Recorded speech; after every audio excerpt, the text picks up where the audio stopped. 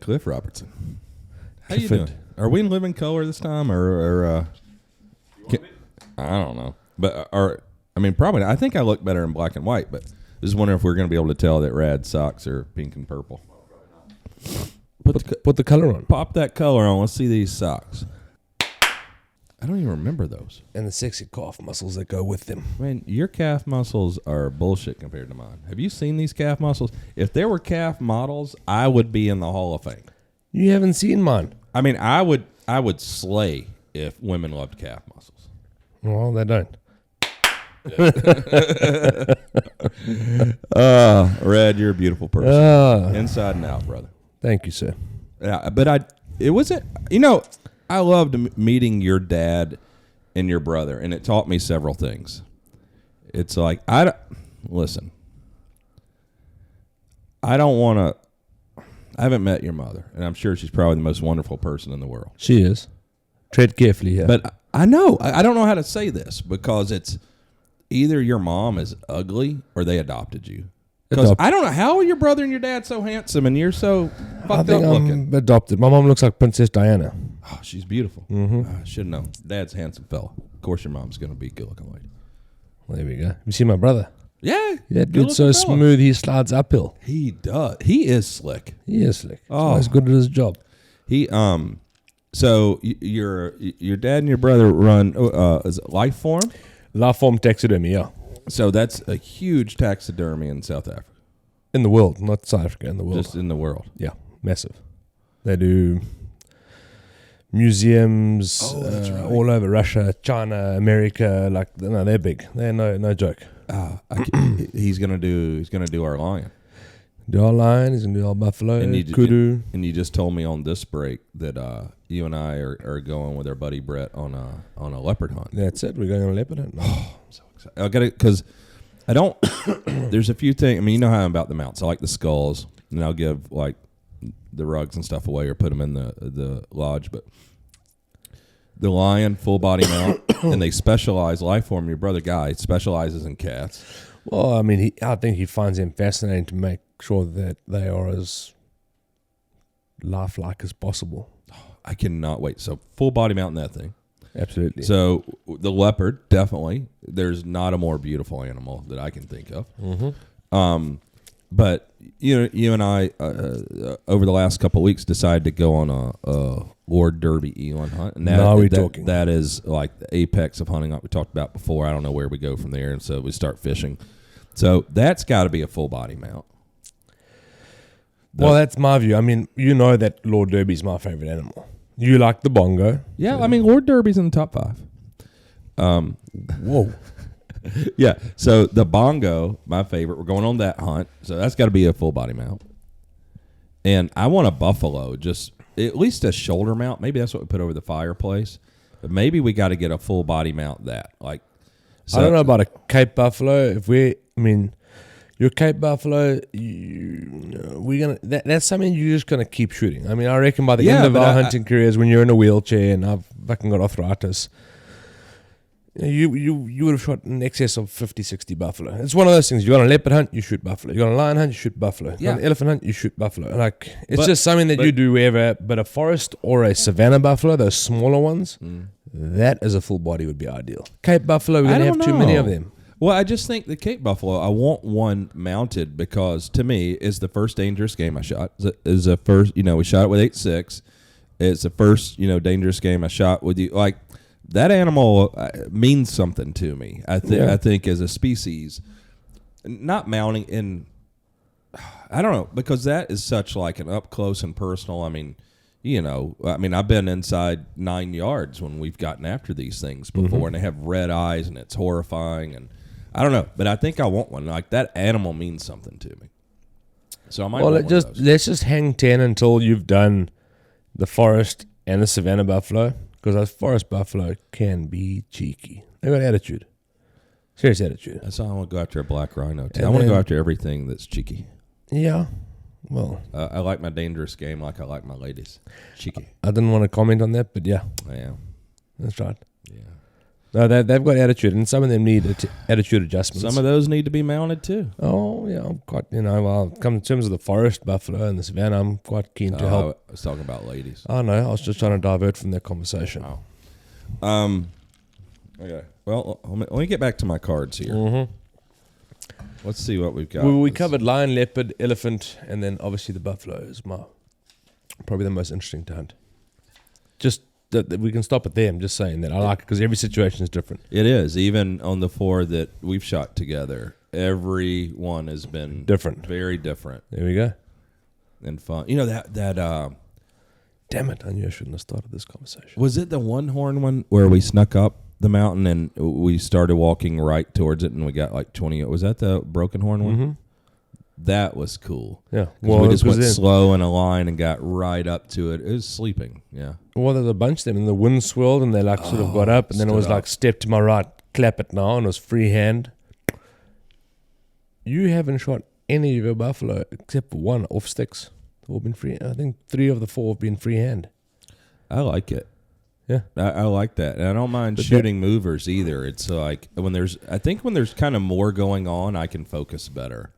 Like Well, that's when I'm why I on like the to get- sticks and you got it's annoying. Like I said to you the first time, and I think that's why you felt comfortable with the 9 yards, where that's not exactly what I was aiming for, was 9 yards. I just said I like to get within 50 yards because less shit can go wrong. You think when you shoot a target at 50 yards, you're like, 50 yards is quite far. I mean, it's a reasonable distance. You can mess that shot up. You can, but when you went 50 yards, when you actually like look at a full size buffalo standing there, you can hear them bloody eating and the noise they make, and It's so you actually it feels closer than it is. Now you look at that day when we had all those buffalo at like 55 to 64 yards, and you took a nap, and we were just being stubborn. We could have shot any one of those buffalo. we were we were in this big field and there were just a few places you could hide behind, and we got behind when we were having the buffalo move after this one, and we wanted to be close, and I fell asleep. Brad took a video of me, and you could see like buffalo close to us. They were like 60 yards, and we just made the decision we weren't going to shoot unless it was 50 or less, and we didn't. And That was a great encounter too. it was awesome, and we got to enjoy it, and we just sat there, and we were hoping they'll get. But I mean, we could have shot any of them, but that was us, making that decision. Yeah, that was a not proper to hunt. shoot, and it was fun. And then we ended up getting in the dry riverbed and getting up, and then doing 35 yards, and Oh yeah. So we have the footage from John. We won't get it in time for this, but we'll post it at some point. But yeah, they're in this field and they're meandering around, and every move we would make, they would come almost close enough, but not. And we decided to get in this, go over in this dry riverbed and parallel them and try to come up like in front of them and get close and shoot them that way. And we get down the dry riverbed, and the one out of what, 10 or 11? 10, 11, yeah. The one we were after, when we got down the dry riverbed, he came down in it, and it was just like, welcome to the Thunderdome. And we tried to get closer because I don't know, we shot him at 40 or 50, I don't know. It was 35. It wasn't 50 yards. Was it was closer. But we were sneaking. He came down in there, and we're like, oh shit, that's him. And so it's 3 of us, John Forsyth, me and Rad, and John's videoing, and he's looking the other way, and we start sneaking in a straight line towards him. We wanted to get close and fucking get it on, and he just instantly like looked right and so anyway, I had to shoot him from there and then get after. Oh, that was a good shot. You were free hand there as well. Yeah. How fast can a buffalo travel 60 yards? Ooh, 60 yards. I think, if I'm not mistaken, They're buffalo quick. can run at like 16 to 18 yards a second, full gallop. So if he wanted to move in, would you 2.5, 3 seconds. Would it be From where he was, 2 seconds. Would you have enough time to put it down? Yeah. Who do you think you're talking to? You better reel your neck in. With the fix. Hold on. let's just backtrack there. Would I get at least one shot off? Yes, maybe two. I would get 5. Would I be 'cause I'd have accurate? the fix. Would I be accurate enough to kill it? I don't know. I've had a buffalo charge, and I think there was more luck than anything. And I'd rather be lucky than good any day of the week. I mean, that buffalo shot from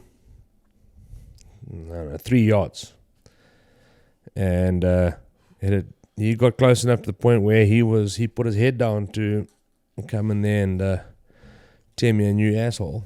He was going to rip that gooch apart. Came in, and as he put his head down, I smoked him above the eye, and it just worked. I don't even remember aiming. I just sort of pointed and shot. In our buffalo Got encounter, lucky. Well, yeah, I can think 2 times that stand out to me. That first one where he turned to come at us and he had his head down and we shot him in the shoulder. And then that last one we shot, where shot him and he ran in the bush and we went over there and he started to charge. Remember that? And Yeah, when he came out from behind that raisin bush. And I smoked him. Also on the shoulder. Yeah, in the shoulder. Like I stopped both those charges. That 8.6 pumped them properly. Although I do think that with the number of shots we ended up having on that buffalo, that had you been using the original bullet, the TSX versus the TTSX, would have made a big difference. Was it? It's being a harder bullet, but it was great to test them both out. Yeah, and the one works. I agree. Phenomenal online. I mean, it would be the one that I would suggest for leopard for you, since we're going on a leopard hunt in October. I mean, all the plains game. It'll be phenomenal. I mean, that 160 TTSX on that kudu, that would be considered large game here, but medium game in Africa, that 160 is great. But the 16-inch barrel, I mean, that makes a difference too if you're trying to kill, that extra velocity. You shot... that TSX non-tip, the one you're talking about. That's the one I use in my lot. Oh, it is? See, I think that for a big game, the 210 Barnes TSX non-tipped bullet in 8.6 for big phenomenal. Game is we've shot enough now to know that's the bullet for your big stuff. But the 210, the TTSX, you shot lion, 3 buffalo, 2 zebra, impala, and then that kudu as well. I mean that giant ass kudu. Everything you shot in Mozambique, was with that. You've got this absolutely stunning double rifle. I don't even know where it is right now. Oh, man. I knew that would irritate me. It's a Jeffries. It's a 450-400 side by side, stunning piece of work. It is incredible, and we haven't shot anything with it. And you promised that you'd shoot the second buffalo with it, but I lied. Well, actually, that brings me to this. I can't read. It says silencers. So, that's the reason I did take that, and I want to do it. Like I want the African experience that I've read about. Oh, Jesus, right? I didn't realize it was a magnet. It's not a good coaster, is it? Let's see what we got. Accuracy International target coaster. See if you can hit that target. Yeah. Thank you, Thomas. I'm sorry that I'm just sitting here with my feet up. It's fine. Thank you, Tom. I know I feel like Thomas is the butler now. I like it because nobody's ever done that. Nobody's ever sat the way you're sitting. Rad's an original.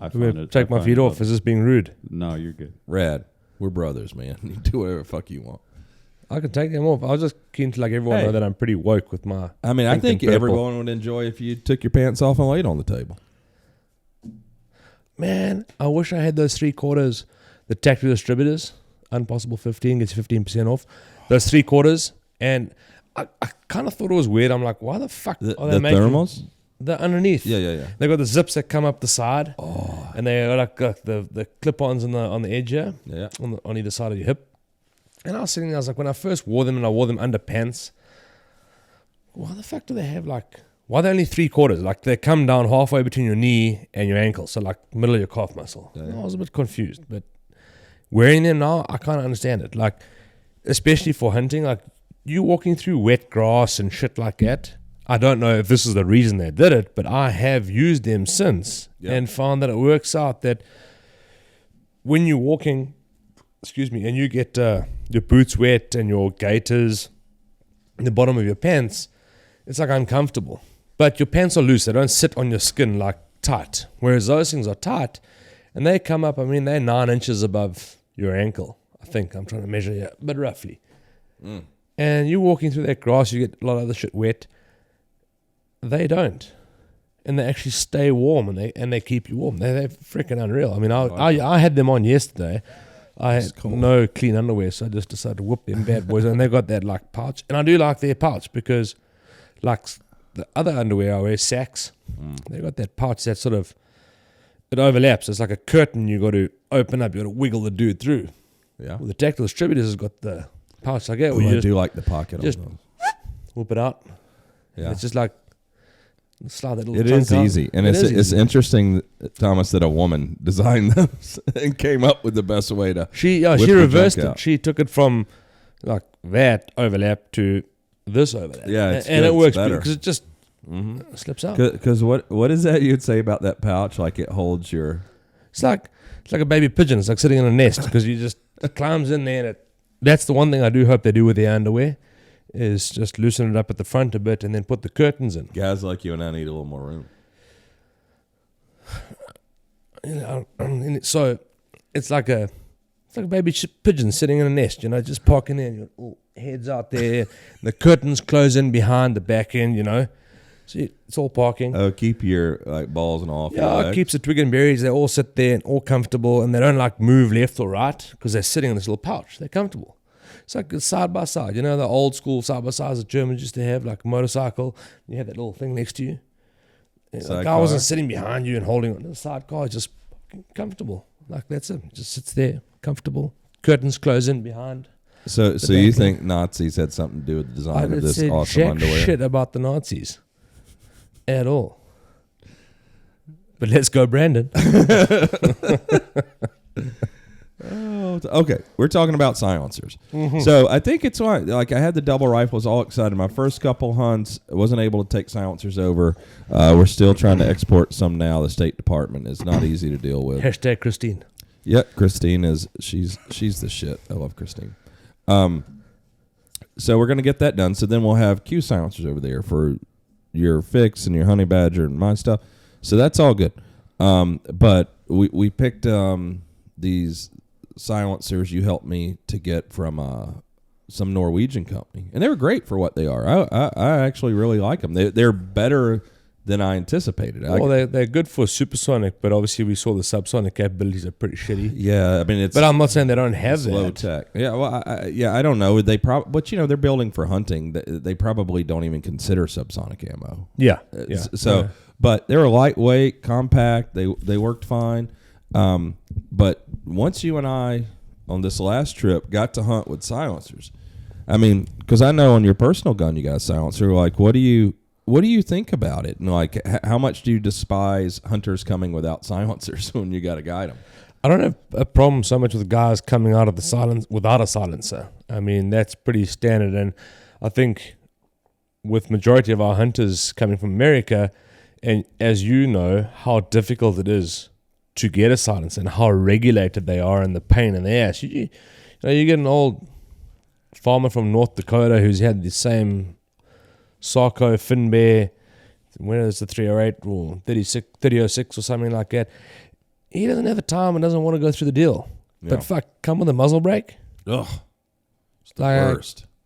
Right off the bat, pull that trigger before I've got my muffs on. I'm going to fucking light you up like a Christmas tree.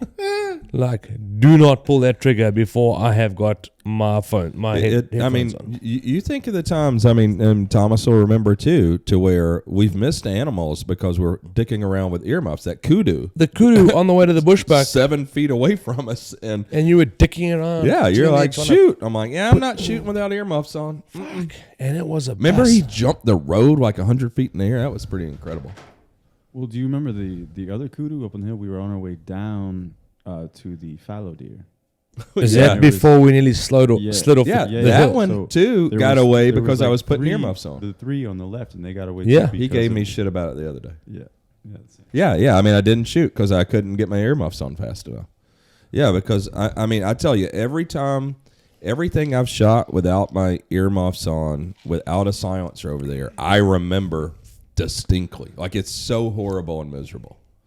Like, I don't think anyone disagrees with you. I just think a lot of the time it's got to do with the availability. And I'm thinking of getting to the point now, and I want to chat to Andrew about it, is end up with an array either with Q suppressors or a range of the Swedish ones, like, you know, the one we're using. And then I've also got the one that's an aim sport, and it's weird. Like, I can walk into any gun store any day of the week. If they've got a suppressor there and it's got the threading that I want for the caliber I want, I buy it. And I don't like having properly, like a bipod or whatever. It's so weird. You go buy a gun, it's the opposite of here. It takes me 6-8 months to get at least for the permit, but you buy a silencer, which is the way you should handle stuff. But here, we can go buy a gun tomorrow, and which is the way it should be. But silencers, it's stupid. And I want to get to the point where we have an array of silencers. Like, I don't like just having a 30 caliber silencer and then using it on a whole bunch of guns. Like, I find that the tighter the fit, the better.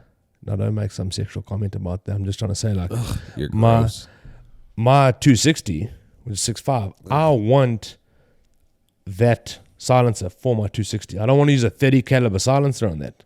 But I'd love to eventually have an array of silencers, where we've got 5/8 by 24 thread in 3 different calibers, and then also an 18 by 1, 14 by 1. Have an array of different ones, and where a client has a muzzle brake, screw that fucking thing off and put a suppressor on. You know, I bet we could work it. I like that. I forget the name of those silencers, and everybody always asks me. I don't even remember the name because it's like 2 Norwegian names. Yeah, it's Fryer and something like that. Freer.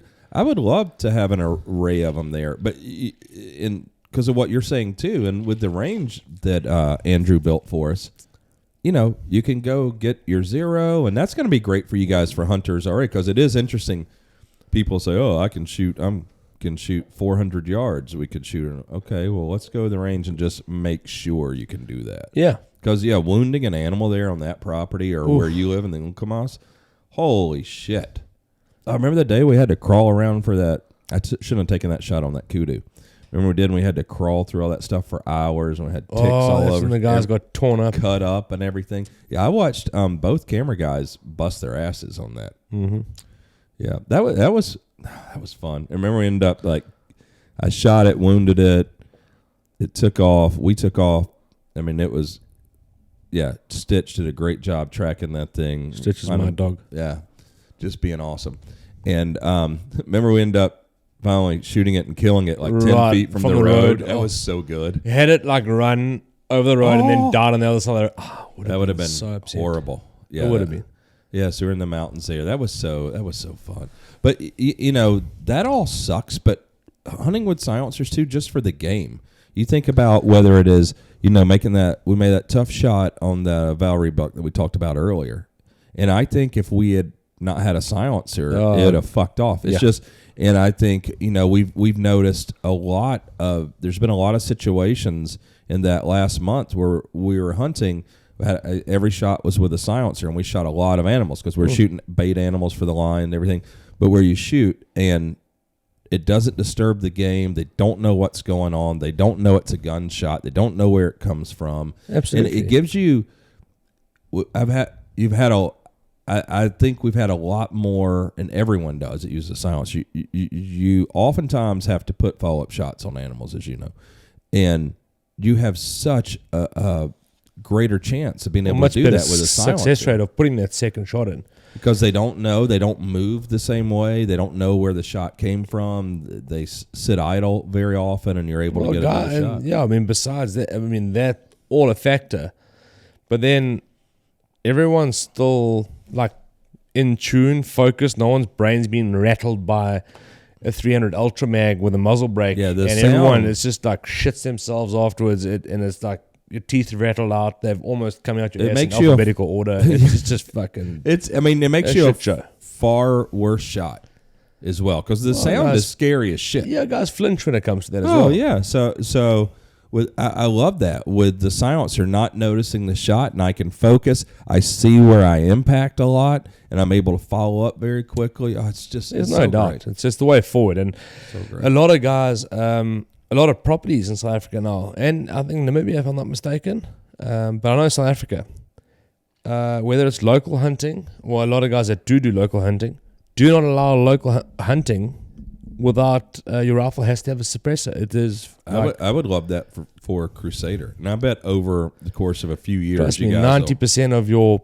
professional hunters. I know there's some hardcore old guys out there, and they're like, "Oh, fuck silencers and fuck muzzle brakes," and it's cool. It's like the guy's 5 feet from you. You go like, "Hey, John," and he can't hear shit. Yeah. I mean, my old boss, when I was in Zambia, was so fucking deaf. And when I was an apprentice, I used to carry rocks in my pocket. To hit him with. And him then like I'd be like, I'd see something and like, psst, hey, you fuck you. And if it depends how nice you've been with like that. If you've been a dick that day, fuck, I used to light him up. If he's been a decent, I just like lob it. Turn around, look at you, then you get the shits like, why the fuck you hitting me with a rock? And it's like, there. Okay, and everyone like ducks down.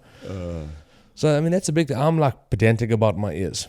Yeah. Because I've just seen too many of the old guys, and one of my old bosses was a guy Can't called get it Doug back. Reynolds, and he was just the nicest guy. And he said, listen, don't worry about what anyone else says. 2 things that I'm going to tell you. Well, 3 things. Shoot the biggest gun that you can handle. Don't go overkill.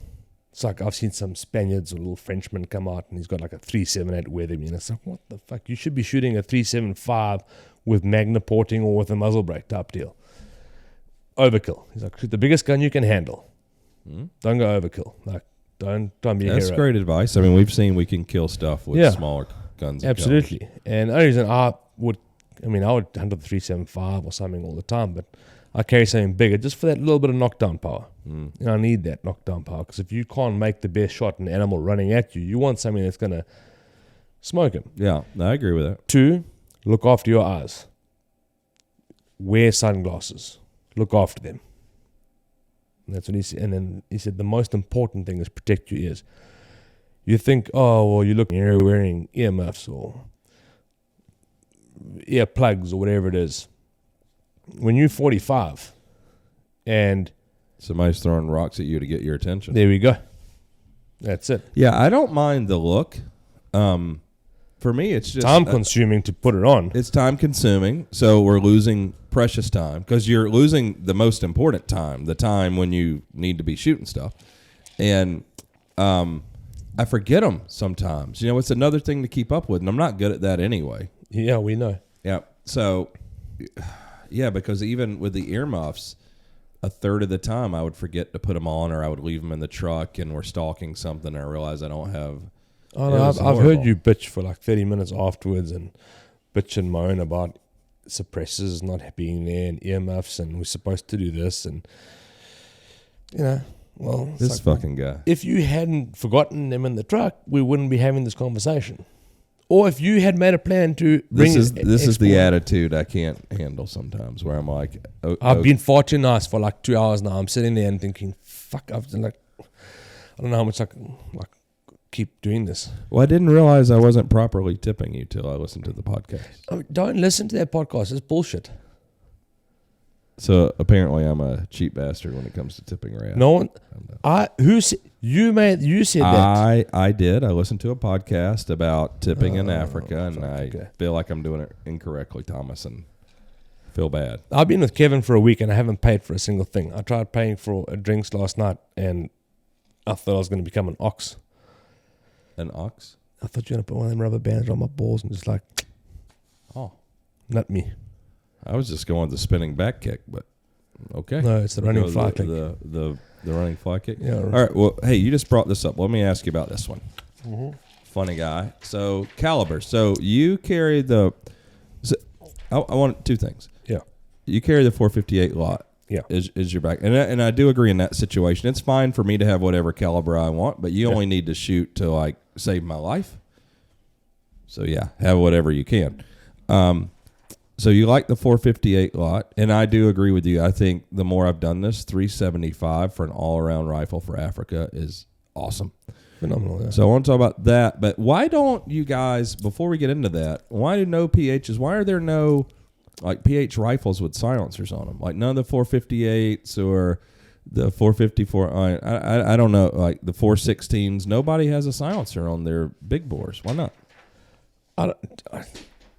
Technology, we don't know about it. I mean, we know about it, but I mean, you always just see the guys using lighter calibers. Mm-hmm. Yeah, because you've got on your Tikka. Yeah, 260, you've got a Tikka silencer. 260, that CTR. I mean, I got a suppressor on that, silencer on that. Yeah, but you don't on your 458 lot. Why not? I've never seen it being used. I don't know about it. Someone like you coming around now who understands it, I would have just presumed back in the day that such a big bullet, although, going through that, what difference is going to make. But, speaking to someone like you who understands it, I don't or didn't. Now I understand, like you were saying, your pressures are lower than, other calibers. So I would be open to something like that. I mean, I think hopefully we'll get the gun and shoot the elephant with a silencer. Because we're in South Africa, so we have to use. You just wear muffs and shoot it with your double. That still hasn't shot anything. Could do that. But Field Ethos, shout out to our buddies there. Oh, yeah. Jason and Don the Jr. boys. and those boys. Yeah. Scobie. Shout out to Mike Scobie. What a good time. He is a good dude. Oh. Good time. He is. But so they're doing with 375 rifles with Griffin and Howe with their buddy Mike. Oh, Mike Murph. Yeah. So that's a good dude. Yeah. So they're doing, I don't know how many, 20 of them or something. So I had mine slightly altered. So of course you did. Yeah. So Jason and Don and those guys came up with like a perfect 375 setup to them. And it does look awesome. I think it's a McMillan stock, and Griffin and Howe's building it. Got iron sights on it. Nice gun. We saw him at we saw him at one of the shows, Dallas or somewhere. Yeah, they were at Dallas. Oh, I saw them at Dallas. Yeah. So Don's gun was there. Okay. But I'm having them, move my sight back and thread my barrel. So mine's actually going to have a threaded barrel. So you're getting me the silencer for that. Yep, ordered it. It's there. Okay. So that's cool. So we're gonna try it out. I'm gonna try to shoot this elephant with 375. We're gonna have a silencer on. We're gonna see how it goes. Well, I'll get there eventually. I mean, if I get a fix one day and you get into the proper fix. Now we're talking. If I get the proper fix, 16-inch barrel, and have a suppressor on, I'll use a 458 with a red dot. I mean, yesterday, actively shooting with all those different red dots you had from we're so spoiled here. You guys don't have access aim to point to all of that. I mean, doing that yesterday is being able to shoot with both eyes open. Or I do anyway, but it's so much easier to pick up than iron sight. So I mean, I would definitely, if the proper comes out, or not when it comes out. Yeah. 458 lot or 450 Rigby, one of those, depending on what you guys can 450 Rigby? Oh, that's a hammer. I don't even know about it. Research. Have a look at that bad boy. Wow. It's got more oomph and more everything. You like it better than your lot? I haven't shot it. The carrying capacity, if I can take my lot and convert it, but I don't have. I mean, I can get 5 rounds in my lot, and I mean, it's served me well, and I know it, and it's like part of my arm. So, but if I could get something like a fix, the proper fix. 16-inch barrel, put a suppressor on the end. It's going to be no longer than my gun that I have now, and lighter, with a red dot on there. Oof. Our listeners aren't going to know what you mean by proper fix. Oh, so Rad named the Mega Fix the proper fix for the African cartridges, and he's very insistent. So that's probably what we'll do, but it'll be interesting too. So is if it in the African cartridges, it'll most likely be called the proper fix because of Rad. Interesting to shoot some stuff with some of the big bore African cartridges with short barrels. I think we can get it done. Bullet technology's there now. Because, too, even whether it's the 458 or the 416 or 375, short barrel. Let's tighten up that twist. Exactly. I Some, was and going let's to get say after it. Yeah. that's where you've changed it. Had you told me you're shooting a 11-inch barrel with the 8.6, but you decide to do 1 and 11 or 1 and 13, it'd be like, oh my God, hero. But the way you guys have done it to the faster twist, Yeah. I mean, that's where your crew is so good. Like, I agree. Yeah. I mean, your guys at Q, the way they've figured all of that out and tightening barrel twists and converting and figuring out how to make the most of the energy. 16-inch barrel with a suppressor, you've still got a 20-inch gun. And a red dot on there and a folding stock. Can you imagine just having that thing slung over? I can. Yeah. I can. I feel like I'll be a Christian walking into the Nairobi. into that Kenyan mall there. Just have that thing slung over, whip it out, suppressor on the end, no muffs. Get after it. Just get after it, just light it up. Especially when you're running and you got to crawl and you're like sneaking in and you've got this All these things big make it compass different. and it'll take a while especially for like professional hunters, for example, to take to this whole thing because it's not traditional. Yeah. It looks completely. But you're an open-minded, progressive guy, Rad Robertson. It is. It's like I mean, I would never have thought about like driving a Tesla, but you know. Oh yeah. Well, I was gonna say we'll take it tomorrow, but I'm not sure. Yeah, I don't know about that. You can barely get the Raptor through that. If we had our Land Cruiser here, we'd have no problem. But Oh, you want us to go get the Land Cruiser tonight? It's ready. We can go pick it up. no, my cruiser, not yours. Your cruiser? Have you seen mine? No, it's still not mine. That's right. It's not. It's mine. I think, the proper fix. It's interesting to me. We're so spoiled in America, whether it's Amazon or, just the fact that in South Africa, you don't have access to even all these. Like, we go shooting yesterday, and that you love guns, and that was a great time for you, I'm sure. And it was for us, exposing you to the stuff. And just shooting is such a good time. But just you having access to the different red dots and to see the difference, like the EOTech, the aim point here, Leopold, Vortex, whatever you've taking got, that for granted that we just have access to everything here. Well, you guys are like Midway, besides Amazon, you got Midway USA and Brownells. Yeah, that's true. We've got Safari and Outdoor, like nada. Well, you know what I've noticed and shocked me with the fix with all of you PHs was everyone is like blown away by a folding stock. And it's like, well, yeah, of course it has a folding stock. Why would it not? Because every other gun out there doesn't have a folding stock. I get And they're Winchesters, they're Tickers, everyone. Yeah, nothing against those guns. I mean, my Ticker is an absolute tack driver. It's a beast. I think for the money, and definitely for the money, if you want a traditional bolt gun, but maybe you guys Tika, will eventually come out with like there's incredible. Like they did the traditional bolt gun. I think the best you can do probably. Yeah, you never know. Maybe eventually one day, once Q's got everything going, you guys will come out with like Macmillan sells a stock. Q will end up selling like a chassis with a foldable stock where you can take take a Q. I mean, take a Ticker, take it out of the stock and just slip it into one of yours. We did that. And we started with the Remington. It's called the Side Chick. I'll show you one after this. It's my squirrel gun. I've got a 22 Bagara one. So we actually did this. It was a Remington. Well, it's for that footprint action. And so we never got to other ones. It's very expensive, and we got a lot of things going on, and we just haven't really done much with it. But it is cool.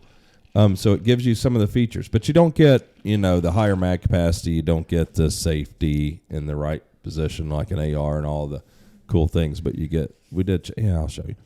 All right, so talked about that. So caliber, what do you recommend? Somebody wants to come over to Africa to hunt with Andrew Pringle and Rad Robertson and shoot some plains game.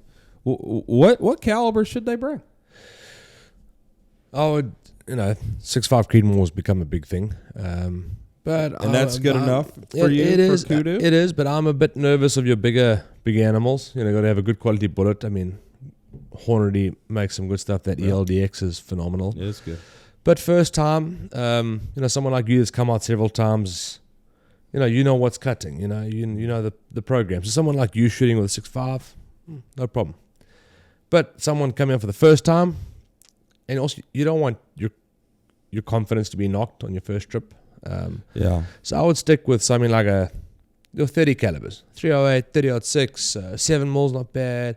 One of my favorites is the 300 Win Mag. I'm not talking ultras or Weatherby, just you don't need that. 300 Win Mag. And also you got to remember that 300 Win Mag with a Barnes bullet and a reasonably weight gun, if you're not taking the fix, is to me perfect for Africa. I've got 300 Win Mag and I use a 200 grain ELDX or Nosler AccuBonds. Good bullet. And the reason I also like those common cartridges, you want to call them common, your 308, 30-06, 300 Win Mag, is if something happens to your ammunition on the way over to Africa and they lose it, you get your gun but you don't have your ammo, there's a plan to be made. Because I doubt there's any hunting company in South Africa that doesn't have 308, 30-06, 300 Win Mag. And that would be my go-to. Yeah. Would be those. The 300, I love it. I mean, but the most important thing is most Americans who like to hunt have got way too many guns. The guys have got guns that are collecting dust and they've got optics on them and they haven't shot them in 20 years. So don't listen to this and say, oh, Rad's talking about a 300 and pull this 300 out from the back corner and dust it off. If you've got I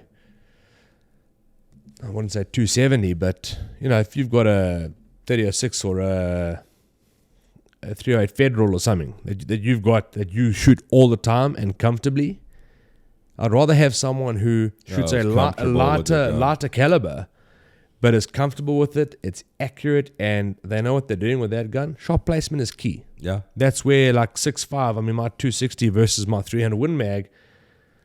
My 260 outshoots my 300 all day long. And I feel comfortable. I would comfortably smoke an eland at 400 yards of that thing. Yeah. No problem. It's all about shot placement. But you don't want to make a shitty shot with a light caliber. No. You don't want to make a shitty shot with any caliber, but I'd rather not. Be able to make a good shot and have something reasonable. Good bullet, I think you're right. What else would you say to make the most for an American coming to Africa, to make the most of their hunt? What do they need to do? Like, what do you need to bring? What do you need to prepare? What's best case? Like, you being the PH, got to tolerate this person, take them hunting, want them to have a great time. What's ideal when you go to the airport to pick up Joe Blow and he's done XYZ, like, it's going to be good. Obviously we give clothing recommendations and everything we give the guys. That's one thing. Knowing your cannabis. I get guys arriving and they think that Africa they've been watching too much stuff on National Geographic and Discovery and I think it's just flat. And it's like the Serengeti. Further shot's going to be, or like this, further shot's going to be 150, 200 yards. No, it's not. And even though sometimes they've been told beforehand, or they get like a buddy that organizes a trip, like with 5 of them, the buddy knows. But 3 or 4 of the other guys don't know. And they arrive and you can shoot anywhere from 100 yards to 500 yards. Know your dope. Like if you've got a turret on your gun, know the turret. Don't just think there and it's like it's got numbers 1, 2, 3, 4, 5, 6, 7, 8. It doesn't mean that the gun is going to shoot 100, 200, 300, 400 with the numbers. It's different. So go out and know your dope. Know your dope. Know your dope. Know your drops. Now you can confirm it there. Yeah, well, you can, but know your dope. All right. Good optics. Nothing worse than a guy arriving with a bloody $3,000 gun and he's got a $250 fucking Tasco on it. What are your favorite scopes? What are your favorite binos and? Well, me personally, without a doubt, I am a Swarovski fan. And it doesn't have to be any fancy. It doesn't have to be Z8 or the Z6 or the Z5. Like Z5, mine, I've got Z5 3.5 to 18 by 44 ballistic turret. Phenomenal. Yeah. Out to 600, it's tickets. But Leopold make good stuff. Vortex has come out with some good stuff. Yeah. I like that 1 to 10 that we use. Yeah. And EOTech. Yeah. EOTech have nailed some of their stuff. I've never heard of them until you came on, and shit, that's proper stuff. I showed you that 5 to 25. It's short. It's too. short. It's So that'll be great now for So I'm gonna let you take that one with you so you can get after it on that 1,000-yard range and stuff. it's learn to use the horse reticle and stuff. So that's the thing. You guys have got, you've got the options here. So Swarovski, Zeiss is good. Yeah. Leopold is good. Uh-huh. EOTech and Vortex. And then obviously you got your Night Force as well. I find some of the guys that come, like your 22-inch, I mean, your 22-inch fixed, like that's cool. If you have a big Night Force, something on there, but it's not very practical. No, being so big and heavy, but you can shoot good distance. for the mountain. Like when we're gonna shoot far. But just standard cruising around, Leopold, nice Leopold on there. My Swarovski, the 3.5 to 18, that's nice and short, and it's a beautiful scope, good quality. I got to show you my Griffin Howe Hemingway rifle here. Is it here? The 30-06. Yeah, and it's got a Z5 on it too. Yeah, see, brilliant. Those are all. So I'm a snob when it comes to that, but remember, I'm not your average American that has 45 guns in the safe. I've got like. Well, I mean, I think it's good to ask you and know what you have, because like you're a professional, you do it for a living, and you don't have that many guns. So what you have is going to be the proper stuff. My 260, my 308, and my 300 Win Mag. And then your 458 lot. My 458 lot, which I want to put an aim point on there. And I've got a 375. And I had a small Leopold on there, but it was a 2.5 to 8, I think. And we shot 2 elephant with it, and we got pretty close to the elephant. That 2.5, you shoot an elephant 11 yards, 12 yards, which is what they were. Yeah. Magnification. So I've got I don't see any I've got an reason. EOTech 1 to 8 sitting at home that I'm going to put in that 375. Shout out to Voodoo and EOTech near in Hampton for that one. Yeah, so I don't see any reason for an elephant hunt to have any magnification. Like the dot's fine. But so with the EOTech 1 to 8, that's cool. You dial down to 1, you got a dot, bam. Yeah. And that 375. I would not want even 2.5 powers way too much for something like that. And I put that scope on there so that it was more for if clients need to use a rifle to come shoot buffalo, do elephant. Yeah. It was more for the buffalo, 30, 40 yards. Someone's got a little bit of magnification. Elephant, don't recommend it. No. Open sights, red dot, or 1 power. Well, let me ask you, do people need to bring range-finding binoculars? You need to bring binoculars with you. Binoculars, have good binoculars. Like you're spending a lot of money to come out there. To see stuff. And Vortex make good binos as well. Leopold, I mean, just decent. Just don't come with a pair of, I don't want to throw name brands out there because I don't want to get myself in shit, but just don't go buy some no-name brand for $200. Yeah. Well, you've got range-finding binos, so nobody even really needs to bring a rangefinder. No, they don't. You never know what could happen, but you could be sitting in 2 different positions. So if you do have a rangefinder, you want to bring it with you, bring it. Bring the rangefinder. Bring it with you. I'm not saying don't. We have, but it's not necessary. If you have one that's also linked up to your gun, though, that guys have they put all their stuff in there, all the dope and everything in the rangefinder, cool, bring it along, no problem. Good optics, good rifle that you're comfortable shooting, good shoes. Yeah. Good shoes is a big one. Do not bring your bighorn, doll sheep, bloody desert sheep mountain boots that are rock hard, that make more noise than rattling around in a fucking horse handbag. I mean, guys have some boots that come out that are so rock hard. He steps on something here and 160 yards away, them springbuck are like, no, don't do that.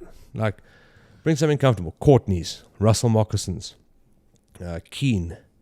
Yeah. They make some good shoes. Something a little softer, nice on your feet, Good shoes is a big one. You guys got me that first pair of Courtney's, and oh my God, I love them now. They take a little bit to wear in, but once they're in, I mean, that's all I've used for the last 15 years. So good boots, comfortable boots, good optics, good rifle, those are, know your dope. All right. What's the best time we've had hunting, Rand? Every time. I agree. I couldn't pick either. Yeah. Like the lion one is so fresh for me, and it was such an education.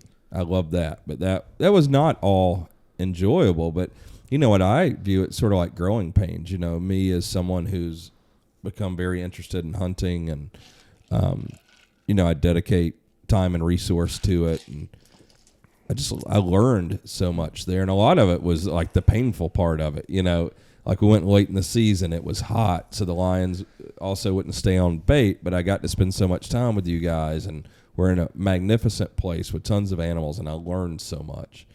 You know, that was wonderful. But I mean, all the times we've had where like Stitch jumped that spring buck and we shot it like running at 600 and something yards. That was impressive. That was great. Well, I'm fixing to introduce you to the tsetse fly. Ugh. I've not heard good things about this tsetse fly business. Tsetse fly. They're in northern Mose. Yep. Ugh. Don't worry. You just get that. I'm gonna have one of those hats with the net. I was going to say, get the hat. You don't have to wear it. You can just wear your normal hat. Well, I don't know. With that pip of yours, you probably do want a flat, round peep thing. Why are you talking shit? What? The coconut. Just lube it up. Anyway, but you have the net, and then you get that Avon Skin So Soft. The bug one. Works wonders on the tsetse fly. Really? Yeah. So be prepared. Yeah. Yeah, you get bitten a couple times. You think from an American perspective stuff too that I could think of that people might not know about. It's safe going to Africa. It's a great time. Yeah, it is interesting because, you know, I normally like hunt my whatever Tactical Distributors sends me or my normal clothes that I just wear every day. But, the cattle fences, the barbed wire fences, like, you know, I've got a big scar on one of my calves now from a barbed wire fence, and you know, and all my clothes now have holes and shit in them from whatever, where we're crawling around or going over a cattle fence or doing something. And man, those are just awesome times and memories for me. Actually, like I see this scar on my calf now every day I get in the shower and everything, and just makes me think of Africa and having a great time. And I know exactly when I got that one too. We're going after a warthog and we went over a cattle fence. I've got one as well, my calf muscle, where I was running full tilt after a wounded kudu with Stitch. Yeah. And it was this old, it was thick. It was like this, that lantana and bugweed, and Stitch was barking, and I was running full tilt, and I ran slap into a bob, and I went arse over kettle. Fit him. Like just tits and ass and shit flying everywhere, guns, dog barking, kudu. Oh, it was just a clusterfuck.